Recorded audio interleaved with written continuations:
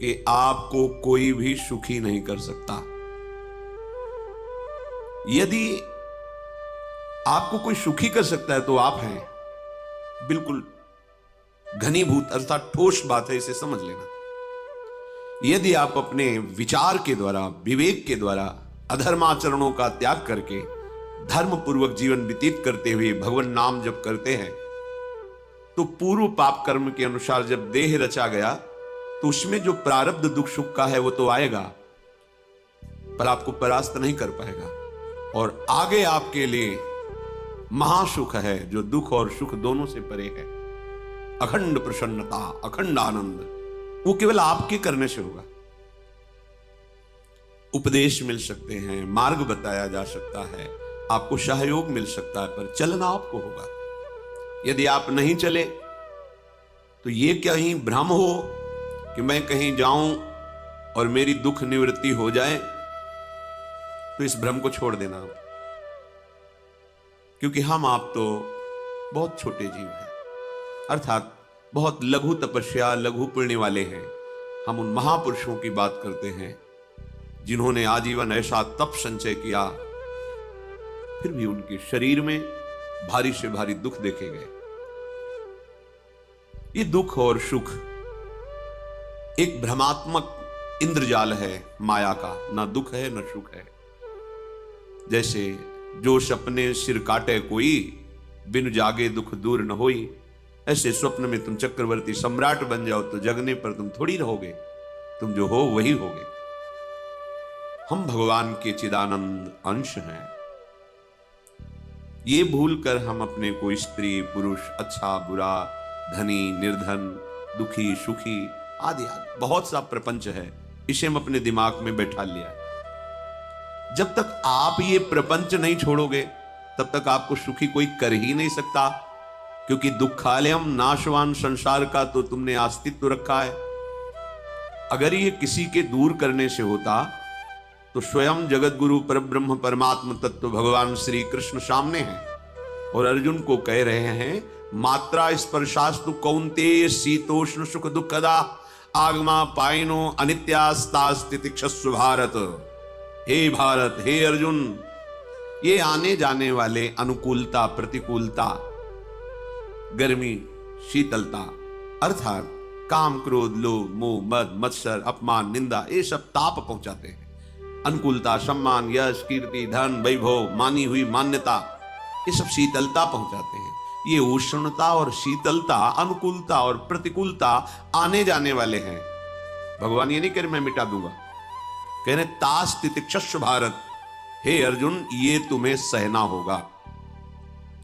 यदि तुम इसे सह गए तो तुम्हारे हृदय में ऐसी स्थिति प्रकट हो जाएगी कि फिर ये स्पर्श भी नहीं कर पाएंगे। सहने से तुम्हारी भक्ति बढ़ेगी, तुम्हारा चिंतन बढ़ेगा, तुम्हारा स्मरण बढ़ेगा। सत्य वस्तु के लिए, सत्य तत्व के लिए तुम सुखी हो जाओगे। बिल्कुल खुली बात। आडंबर नाटक पाखंड इसकी जरूरत नहीं है। प्राकृतिक भोगों में सुख बुद्धि, देहाभिमान, विद्यारूप महत्व कुल धन यौवन अभिमान, यही तुम्हारे दुख का मूल है और ये कोई दूसरा नहीं हटा सकता। ये तुम्हें अपने विवेक सत्संग से प्राप्त हुए विवेक के द्वारा, शास्त्र स्वाध्याय से प्राप्त हुए विवेक के द्वारा इसे तुम्हें त्यागना है। दुख तुम पकड़े हो तो छुड़ा कौन सकता है? छुड़ाना तो आपको ही पड़ेगा। अगर कोई वादा करता है कि मैं आपको दुख रहित कर दूंगा, मुझे आज तक समझ में नहीं आया।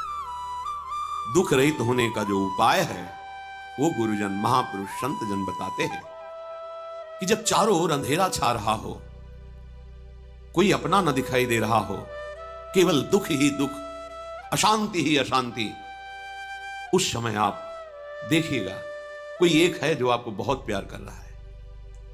वो हमारे प्रभु हैं। आप जिनकी तरफ पीठ किए हो और जहां दुख है उधर मुख किए हो, वापस घूमो, सन्मुख होइएगा। सन्मुख होए जीव मोहि जब वहीं, जन्म कोटि अघनाशों तब वहीं। करोड़ों जन्मों के पाप नष्ट कर देते हैं भगवान। जहां प्रभु की तरफ हुए तो पता चला बहुत जन्मों से बिछुड़ा था, वो मेरे स्वामी मिल गए। भारी से भारी संकट की निवृत्ति के लिए एकमात्र उपाय है भगवान श्री हरि का आश्रय, उनके नाम का जप। सत्य मान लीजिए, आडंबर से कुछ नहीं होना। चाहे जितने जंतुर बांध लो, चाहे जितना जो कुछ जादू टोना जो मन आवे सो कर लो। बारी मथे घृत होए बरु शिकताते बरु तेल, बिनु हरि भजन न भवतरी यह सिद्धांत अपेल। विनिश्चितम बदामिते नान्यथा वचांस में हरि भजंती। अटल बात है, यदि भजन नहीं करोगे तो तुम्हें कोई सुखी नहीं कर सकता। तात्कालिक आपको ऐसा लग सकता है मेरा काम बन गया, नहीं, वो तत्कालिक है। हमारा काम बनना तो तब होगा जब हमारा आवागमन मिट जाए, सदा सदा के लिए मुझे ऐसी वस्तु प्राप्त हो जाए कि जहां चाह ही खत्म हो गई, जहां दुख ही खत्म हो गया। वो हमारा स्वरूप है, वो हमारे आराध्य देव है। प्रार्थना मान लीजिए, भटकाव से बचिए। ये कलिकाल मलायतन मन कर देख विचार, श्री रघुनाथ नाम बिन नाहिन आन आधार। महापुरुषों ने स्पष्ट कहा, ये मलायतन मल का आगार है। मल माने कामना, नाना प्रकार की वासना, भ्रष्ट आचरण, छल कपट, दंभ पाखंड, बोलबाला। इसका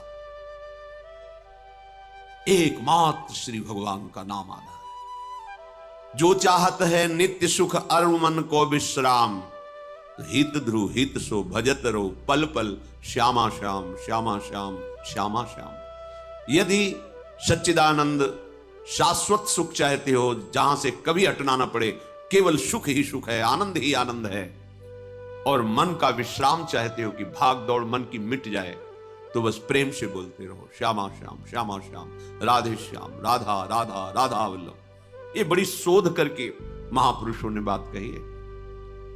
यदि आप भजन नहीं करते तो आप दिमाग में लिख लीजिए, चाहे अपनी नित्य डायरी में लिख लीजिए, जो आप दिनचर्या लिखते हैं। आपको कहीं भी कभी भी कोई भी सुखी नहीं कर सकता। गांठ बांध लीजिए, भटकने की जरूरत नहीं है। और यदि नाम जप करने लगे, धर्माचरण करने लगे, तो तुम आशीर्वाद देने वाले बन जाओगे। सातरति सातरति सा लोकांतारयति। ध्यान दीजिए, वो तर जाता है, वह तर जाता है, वो लोगों को तार देता है। जब पृथ्वी में भयंकर पापाचरण की वृद्धि हुई, असुरों के द्वारा प्रेरित होकर के जहां भी धर्माचरण, नाम कीर्तन, यज्ञ, हवन, होम, ऋषि मुनि विध्वंस कर दो, क्या हुआ? कोई दूसरा दिखाई दिया क्या? नहीं, किसी की सामर्थ्य नहीं थी। सब मिलकर के ब्रह्मा जी के पास गए, जो ईश्वर कोटि के महापुरुष, सबने ब्रह्मा जी से प्रार्थना की। ब्रह्मा जी ने कहा, हम भी जिनके सेवक हैं, वही प्रभु अब हमारे दुख का निवारण कर सकते हैं। सोचो, आप किसी और से दुख निवृत्त कराना चाहते हैं? जिसने सृष्टि बनाई है, भगवान ब्रह्मा जी भी कह रहे हैं, मैं जिनके सेवक हूं, वही प्रभु हमारे और आप सबके दुखों का निवारण करते हैं। तो आपको समझ में नहीं आ रहा कि एकमात्र भगवान श्री हरि ही हमारे दुख का निवारण कर सकते हैं। हमें कहीं भागने दौड़ने की जरूरत नहीं है। साधु समागम इसलिए किया जाता है कि हृदय पवित्र हो जाए। पवित्र हृदय की पहचान बुद्धि में विवेक का प्रादुर्भाव हो जाए, और विवेक से मोह का नाश करके हम निरंतर प्रभु के प्रेम में डूबे, भजन में डूबे। सबने एक साथ मिलकर के विचार किया कि महासुख सिंधु प्रभु से विनय करनी, तो कहां जाया जाए? वैकुंठ चले, किसी ने कहा क्षीर सागर चले। अपनी अपनी भावना व्यक्त कर रहे थे। तेहि समाज गिरजा में रहू, अवसर पाई वचन एक कहू, हरि व्यापक सर्वत्र समाना, प्रेम ते प्रगट होई मैं जाना। हे गिरिजा, परम वैष्णवाचार्य भगवान महादेव जी कहते, उस देव समुदाय में हम भी थे। हमने कहा कि हमारे तो हृदय में बात ऐसी आती है कि कहीं भागने की जरूरत नहीं है। हरि व्यापक सर्वत्र समाना, जैसे वो वैकुंठ में विराजमान है, क्षीर समुद्र में विराजमान है, ऐसे कण कण में विराजमान है। बस तुम प्रेम से पुकारो, जहां पुकारोगे वही प्रभु प्रकट हो जाएंगे। नाम बाणी जहां, श्याम श्यामा तहां। नाम बाणी निकट, श्याम श्यामा प्रगट। सिद्ध सिद्धांत है, भटकने की जरूरत नहीं। जहां हो वहीं से प्रिया प्रीतम का नाम पुकारो, नाम कीर्तन करो, उनकी लीलाओं का गायन करो, सबको सुख देने की भावना करो। देखो तुम्हारी दृष्टि बदलती चली जाएगी, भगवत साक्षात्कार करने की योग्यता आने लगेगी। ऐसा ही हुआ। सबने मिलकर के श्री भगवान को विनय पूर्वक आर्त भाव से पुकारा। आकाशवाणी हुई, निर्भय हो जाओ, निश्चिंत हो जाओ, मैं स्वयं अपने अंशों के सहित अवतार लेकर इस भूमि का भार हरण करूंगा। तुम सब बड़े बड़े जो देवता हो, जाओ हमारी लीला में सुख लेने के लिए सब ऋक्ष वानर आदि का रूप धारण करो। ब्रह्मा जी, महादेव जी, बड़े बड़े ईश्वर कोटि के लोकपाल बहुत प्रसन्न हुए, क्योंकि भगवत वाणी सत्य है, त्रिकाल सत्य है। सबको विश्वास हो गया कि अब मारा तो जाएगा ये महासुर, जिसको लगता था कोई ना मंत्र के द्वारा मार सकता है ना अस्त्र के द्वारा मार सकता है, स्वयं श्री भगवान पधार रहे। भगवान ने जो निरंतर भजन प्राण रहते हैं, कश्यप जी, अदिति जी, वो भगवान के वात्सल्य में भरे थे। प्रभु जब प्रकट हुए तो उनसे कहा, मुझे आप जैसा पुत्र चाहिए। प्रभु ने कहा कि मेरे जैसा तो मैं ही हूं, अद्वितीय हूं, दूसरा कोई है नहीं, मैं ही अवतरित होऊंगा। भजन में देखो कितनी सामर्थ्य है। जगत पिता को पुत्र रूप में प्राप्त कर रहे हैं। वही चक्रवर्ती सम्राट अवधपुरी के नरेश महाराज दशरथ जी के रूप में, जिनकी महामहिम अद्भुत सौभाग्य प्राप्त करने वाली तीन ये रानियां, श्री कौशल्या जी, श्री कैकेयी जी, श्री सुमित्रा, भगवान वशिष्ठ जी उनके गुरुदेव हैं। प्रायः बड़े बड़े महान जो राज्य पालक रहे, उनके ऊपर, राजा के ऊपर महाराजा विराजमान रहे। ऊपर से स्वर्गलोक आदि लोकों से भी यह शिक्षा मिली। देवराजेंद्र तो भगवान बृहस्पति, दैत्यराज बलि तो भगवान शुक्राचार्य, जनक जी तो सदानंद जी महाराज, दशरथ जी तो वशिष्ठ जी महाराज। ऐसा था, क्योंकि जहां हमारा विवेक काम नहीं करता, वहां ये ब्रह्मबोध संपन्न महापुरुष तत्काल हमको संभालते हैं। महाराज दशरथ जी के हृदय में प्रबल लालसा हुई कि अब अवस्था व्यतीत होती जा रही है, पर जो गृहस्थ धर्म का परम लाभ है वो तो हुआ ही नहीं।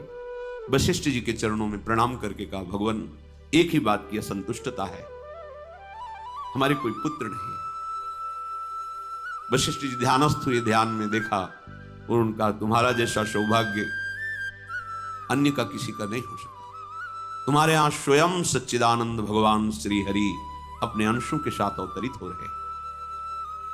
श्रृंगी ऋषि को बुलाया गया, पुत्रष्टि यज्ञ करी, उसमें साक्षात भगवान अग्निदेव प्रकट होकर के खीर दिया और कहा अपनी रानियों को पवा दीजिए। वशिष्ठ जी के आज्ञा के अनुसार उस खीर को दो भाग में किया।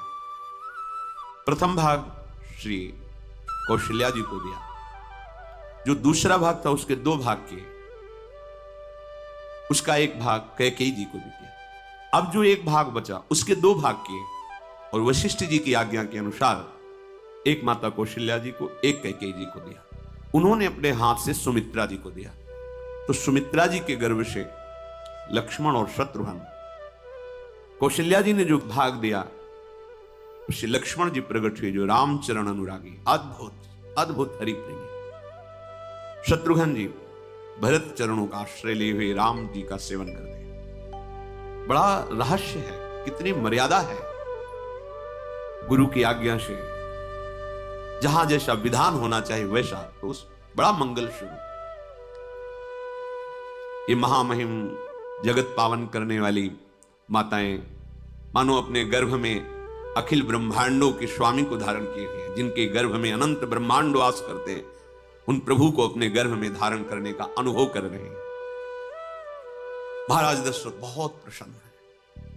ये जीवन का परम लाभ है। प्रभु हमारे कोई भी हो, माता पिता भाई बंधु सखा पति प्रीतम पुत्र, कुछ भी, ये तो ऐसे करुणा में कोई भाव रख लो और गाढ़ भाव कर लो तो आपको अनुभव कराने लगेंगे। जिस भाव से आप देखोगे कैसा सुख महाराज दशरथ जी को हो रहा होगा, जिनको गुरुदेव से पता है कि स्वयं भगवान पधार रहे। प्रतिपल इनके दर्शन करके कौशल्या जी, कैकेयी जी, सुमित्रा जी के प्रेम पुलकित रहते हैं। दशरथ जी अहो भाग्य, साक्षात भगवान पधार रहे। समय व्यतीत हुआ, जोग लगन गृह बार तिथि सकल भये अनुकूल, चर अरु अचर हर्ष जुत राम जन्म सुख मूल। ठीक योग लगन ग्रह वार तिथि सब अनुकूल हो गई। कब? जिसके हृदय में प्रभु का प्रकाश हो जाता है, जो प्रभु के भजन में रहता है, तो योग लगन ग्रह वार तिथि नक्षत्र सब अनुकूल हो जाते हैं। जो पे कृष्ण चरण मन अर्पित तो करी है का नवग्रह। सब ग्रह नक्षत्र वार तिथि ये जितने भी विघ्न कारक या शुभ कारक है, ये सब शासन में रहते हैं। जिसके हृदय में भगवान नाम चल, जिते विनायक शुभ अशुभ ये विघ्न करे नहीं कोई, क्योंकि भगवान का नाम चल रहा है, हृदय में भगवान प्रकाशित हो गए हैं, परमानंद अनुभव होता है। ऐसे भगवान जगत में प्रकट हो रहे हैं। ये तो कभी कभी अवतार होता है, पर ये अवतार होता ही रहता है। भगत के हृदय रूपी महल में अवतार होता रहता है। जो निरंतर भगवत चिंतन परायण अपने अहम को भगवान के चरणों में समर्पित किया, तो भय प्रकट कृपाला यही हृदय में प्रकाशित हो जाते हैं। हृदय में ही दिव्य वृंदावन प्रिया प्रीतम दिव्य लीला। चैत्र का महीना, नवमी तिथि, शुक्ल पक्ष, अभिजीत मुहूर्त, ठीक दोपहर का समय 12 बजे। सब लोगों को परमानंद प्रदान करने वाले प्रभु पधारे। शीतल मंद सुगंधित वायु बह रही है, देवताओं की दुंदुभियां बज रही, पुष्पों की वर्षा हो रही। बड़े बड़े ऋषि मुनि नृत्य कर उठे, जैसे साधना को फल मिलता है हृदय आनंद में। आज समस्त साधनाओं के फल स्वयं मंगल मूर्ति प्रभु पधार रहे। सब महात्माओं का, संतों का हृदय अलौकिक आनंद से भरा हुआ है। पृथ्वी जितनी दिव्यता है सब प्रकाशित कर दी। रस भरे फल, औषधियां, दिव्य मणियां, रत्न जो छुपाए हुए अपने गर्भ में थी, प्रभु आ रहे, सब प्रकाशित कर दी। जलधाराएं जो सूखी हुई थी वो भी। जब ब्रह्मा जी ने देखा कि जो भगवान ने आकाशवाणी में कहा था वो सब सत्य हो रहा है, आकाश में ब्रह्मा जी समस्त देवतागण विराजमान होकर के अंजलियों में दिव्य पुष्प लेकर के वर्षा कर रहे हैं। सुंदर सुंदर अलग अलग वाद्य बज रहे हैं। ऋषि मुनि देवता सब स्तुति कर रहे हैं। प्रणाम मुद्रा में सब खड़े हैं, क्योंकि समस्त लोकों का पालन करने वाले भगवान श्री हरि महाराज चक्रवर्ती सम्राट दशरथ जी के भवन में प्रकट हो रहे हैं। तो आकाश में सब ईश्वर कोटि के महापुरुष पुष्पांजलि अर्पित कर रहे हैं। उसी समय भगवान का प्रादुर्भाव होता है। भगवान कभी गर्भ से नहीं प्रकट होते, लीला होती है, ऐसा अनुभव होता है। गर्भ है तो पहले भगवान भगवान के रूप में प्रकट होते हैं, फिर वो बालक बन जाते हैं। कभी ऐसा कहीं नहीं मिला, अनुभव होता है ऐसा। समय से गर्भ रहा, समय से गर्भ बढ़ा, ऐसा अनुभव होता है। पर भगवान प्रकट होते हैं, इसीलिए भय प्रगट कृपाला दीन दयाला कौशल्या हितकारी हर्षित महतारी मुनि मनहारी अद्भुत रूप विचारी लोचन अभिरामा तनु घन श्यामा निज आयुध भुज चारी भूषण बनमाला नयन विशाला शोभा सिंधु खरारी कह दुई कर जोरी अस्तुति तोरी केहि विधि करो अनंता, माया गुण ज्ञाना तीत अमाना, वेद पुराण भनंता, करुणा सुख सागर सब गुण आगर, जेहि गावहि श्रुति संता, सो मम हित लागी जन अनुरागी, भयउ प्रगट श्रीकंता, ब्रह्मांड निकाया निर्मित माया, रोम रोम प्रतिवेद कहे, मम उर्षो बाशी यह उपहासी, सुनत धीर मति थिर न रहे, उपजा जब ज्ञाना प्रभु मुस्काना, चरित बहुत विधि कीनि चहे, कही कथा सुहाई मातु बुझाई, जेहि प्रकार सुत प्रेम लहे। दिनों पर दया करने वाले, बात समझिए। बहुत तपस्या है, बहुत गुण है, बहुत बड़े साधक हो, बहुत बात अभी नहीं बनी। दिनों पर दया करो। अगर हमारा भजन साधन बन रहा है, हमें भगवत चर्चा कथन श्रवण का सौभाग्य, धाम नाम रूप लीला, ये मेरे प्रभु की हेतु की कृपा है। आप एक बार भी राधा नहीं बोल सकते, कृष्ण नहीं बोल सकते, एक मिनट भी आप नहीं आ सकते, ये केवल मेरी लाडली की कृपा है। हृदय में किंचन मात्र गर्व नहीं, अभिमान नहीं। वो हमारे भगवान को बहुत प्यारा होता है, प्रियालाल को बहुत लाडला होता है। हमें प्रभु के अगर चरणारविंद के अनुराग में डूबना है तो विवेक से देखो है क्या पास हमारे। अगर कुछ भी दिया हुआ है भौतिक आध्यात्मिक, वो सब मेरे प्रभु का दिया हुआ है, तो गर्व किस बात का, अहंकार किस बात, तो दैन्यता आ जाएगी। अज्ञान से ये अहंकार बढ़ता है, ज्ञान से इसका समन हो जाता है। चाहे भौतिक हो चाहे आध्यात्मिक हो, मेरे को सब कुछ मेरे प्रभु ने तो दिया। ध्यान देकर देखो तुम्हारी उपज क्या है, तुम भी तो उन्हीं के अंश हो। न तुमने शरीर बनाया, न संसार बनाया, तो फिर अध्यात्म तो भौतिक अध्यात्म सब कुछ मेरे प्रभु का दिया हुआ है, सब कुछ प्रभु में है, तो फिर अहंकार किस बात का, दैन्य हो जाओ।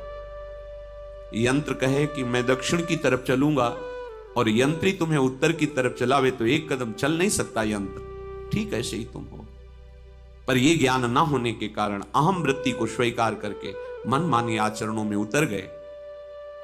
अब तुम्हारा यंत्री माया हुई, यंत्रारूढ़ानि मम माया, और यदि भगवद आज्ञा का पालन करते हुए भजन परायण, तो आप भगवान के हाथ के यंत्र बन जाओगे, महासुख में निमग्न हो जाओगे। जो दीनों पर सदैव दुलार करते हैं, माता कौशल्या जी को परम सुख देने वाले प्रभु प्रकट हुए। मुनियों के मन का हरण करने वाले प्रभु को सामने देख करके कौशल्या जी आनंद मगन हो गई। प्रभु कहां? सामने। आनंद क्यों मगन? नेत्रों से अश्रुधारा चल रही कौशल्या की। सामने देखा श्याम सुंदर विराजमान है, लोचन अभिरामा तनु घन श्यामा। ऐसी अद्भुत श्यामता त्रिभुवन में नहीं, ब्रह्मा जी की बनाई हुई नहीं कोई ऐसी श्यामता जिससे उदाहरण दिया जाए कि प्रभु के श्रीअंग की श्यामता कैसी है। वो बस संकेत के लिए चंद्र शाखा न्याय के अनुसार भले कह दे, नहीं प्राकृतिक ऐसी रचना ही नहीं है जो हमारे प्रभु की इंद्रनील मणि श्याम मनोहर, वो है ही नहीं। वो सामने देख रहे कौशल्या जी। ये भजन का प्रभाव है। अरविंदाक्ष कमल नयन, देखते ही चित्त चुरा जाए, ऐसे नेत्र हैं प्रभु के। अजान बाहु लंबी भुजाएं। और जब प्रभु जहां प्रकट होते हैं, चाहे वो कंस कारागार हो या अवधपति का महल हो, पहले वैभव से प्रकट होते हैं। ईश्वर ईश्वर, समस्त आयुध समस्त वैभव, दिव्याभूषण बनमाला, चार भुजाएं, शोभा के समुद्र, आसुरी वृत्तियों का, भावों का, व्यक्तियों का नाश करने के लिए प्रभु प्रकट हुए। इसीलिए प्रभु से भी बढ़कर प्रभु का नाम है। वो व्यक्ति का नाश नहीं करता, वो वृत्ति का नाश करके भगवत दासत्व प्रदान कर देता है। बहुत अपार महिमा भगवान नाम के है, प्रभु के नाम के है। प्रभु प्रकट होते हैं तो दुष्टों का विनाश करते हैं, लेकिन प्रभु का नाम जिसके हृदय में प्रकट होता है दुष्टता का नाश करके उसे जगत पावन करने वाला बना देता है।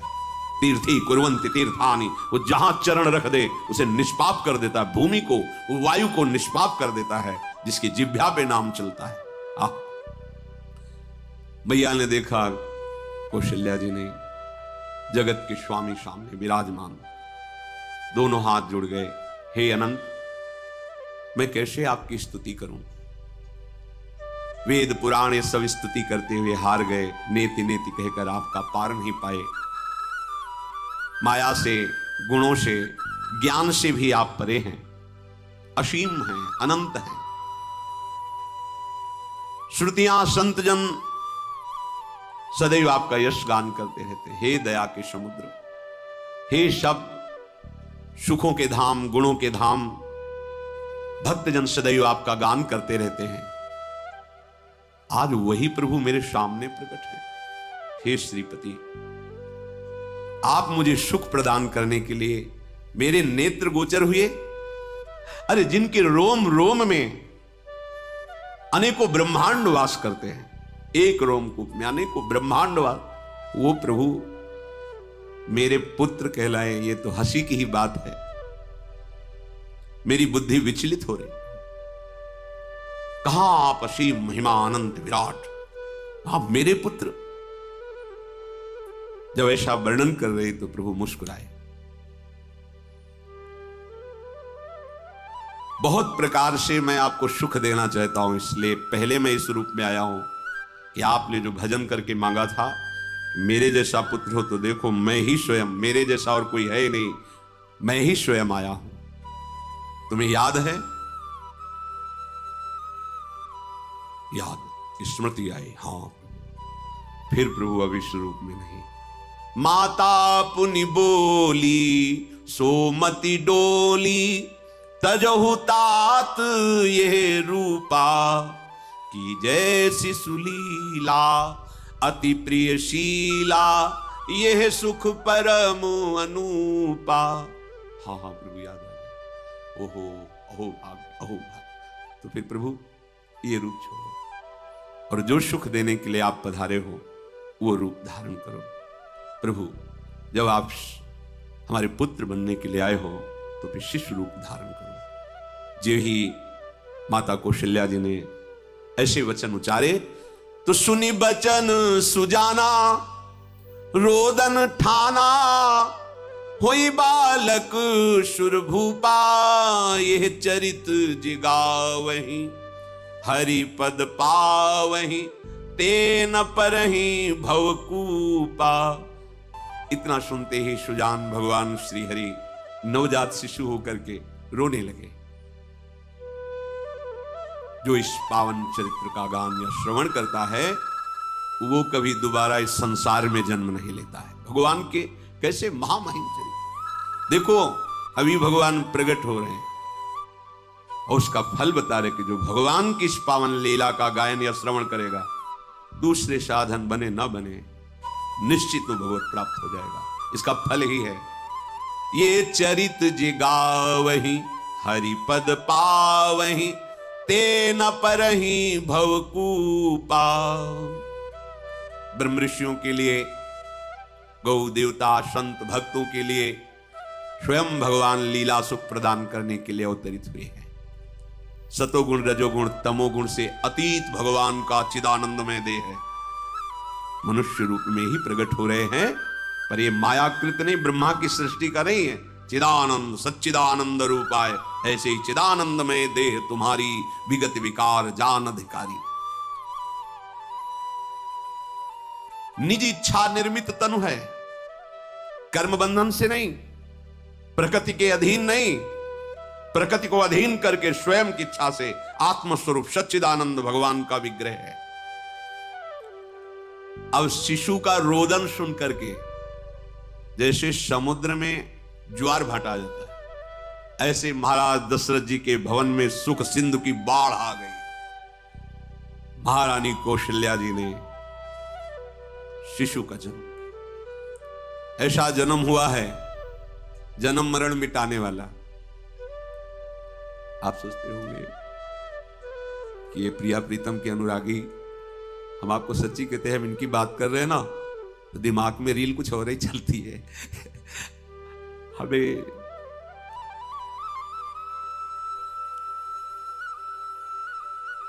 आनंद की उमगन मेरे प्रभु।